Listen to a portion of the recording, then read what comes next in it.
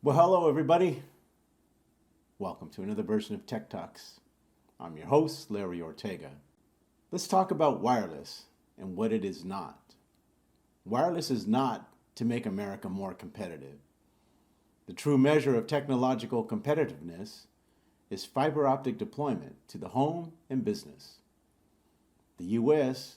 currently ranks 28th among all developed countries in fiber optic deployment, behind Israel, Latvia, Chile, Portugal, Estonia, Poland, Mexico. You get the picture. Wireless is not some kind of fictitious race to 5G, as Verizon's former attorney turned FCC regulator, Brandon Carr, argues in his unreasonable call for shot clock mandates, which usurps local municipal safety authority and obligation to its residents. Yet, FCC Commissioner Brandon has been successful, what could only be described as casting a spell on nearly every elected representative, a psychedelic mushroom-induced illusion, or so it would seem, as there is absolutely no facts to support rushing to harm people, plants, and animals with shot clock proposals. Just listen to our California State Senate Committee on Telecommunications in the year 2021. SB 556 would bring California into conformance with existing federal and state law, seeking to accelerate the deployment of wireless broadband network infrastructure throughout California, and also to contribute to closing the digital divide. And the problem that we have today is that numerous cities across California continue to resist, continue to not comply with the FCC decision.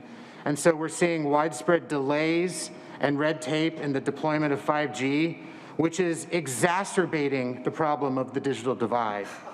There was a lot of accusations in the opposition that this bill will further allow government to spy on them. That's not true. I couldn't see any of that in this bill. You're not doing that. That's not your intent. No, that has absolutely nothing to do with this. The intent of this bill, is clear in terms of getting more connectivity with all our mutual constituents. The fact that we're talking about 5G, I still kind of scratch my head, as we're already making inroads into a 6G world. But nonetheless, these are important infrastructure developments that our communities need. This is undoubtedly infrastructure. It's infrastructure that is so critical for the 21st century. This is going to determine our competitiveness as an economy of access to the internet, access to 5G, 4G. It's so important for our kids' schooling, for business, for so many other aspects of our life. We are falling behind in our infrastructure investments. And if we're going to try to catch up, if we're going to remain the leader economically in the world, we need to invest in these types of things. These small cells have become the foundation and the backbone of this whole expansive economy in which we're involved in. All of us use these devices every day. But this is like a national railway system or a national road system. It is so important. We in this body talk all the time about access to underserved communities. Well, that access is not just informed by what the roads look like or what the public transportation looks like. It has to do with what happens over these devices. I can't do my homework on this. I can't do my homework. I can't do my homework on this. I can't do my homework on this. I can't do my homework on this. It would seem they know very little about the essential competitive need for fiber optics to the home and business. Wireless / 5G is not the prize.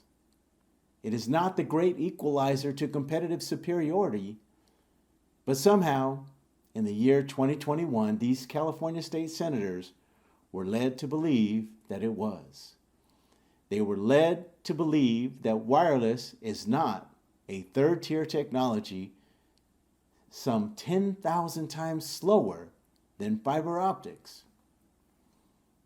But most importantly, these senators were not told the truth about wireless not being safe as it relates to proven cell and DNA damage to human insect and plant life caused by the RFR, the radio frequency radiation emitted from wireless devices and infrastructure, according to over 1,000 independent studies, to which said studies are regulatory agencies in the FDA and the FCC, under the improvable cloak of non-captured trusting institutions, have still failed to confirm or deny the outcome of these 1,000 studies for the last 27 years. And finally, wireless is not the solution, but rather the great substitution, according to author and technology expert Bruce Kushnick, who has spent the last 30 years up the crawl space of our state utilities, Verizon, AT&T, and CenturyLink. The CEOs of these named companies decided they would stop the build-out of fiber optics to the home in the year 2010 and insisted wireless connectivity was good enough to connect America to the great resource of the internet. With a few exceptions in America's most wealthiest neighborhoods, digital deserts stretching from Pomona into El Monte through East and South Los Angeles would become template models in California to be used by state utilities, aka internet service providers, across the country, creating today what is known as the infamous digital divide. Again, under the relentless attack by the wireless industry, on June 21st, 2023, California state legislators will be asked to revisit the twice vetoed legislation, the wireless industry's dream bill, in the form of AB 965 and AB 1065. Our legislators have had more than 2 years to understand the competitive edge belongs to fiber optics to the premises, not some third-rate wireless substitution. Legislators, please vote no on AB 965 and AB 1065. Thank you.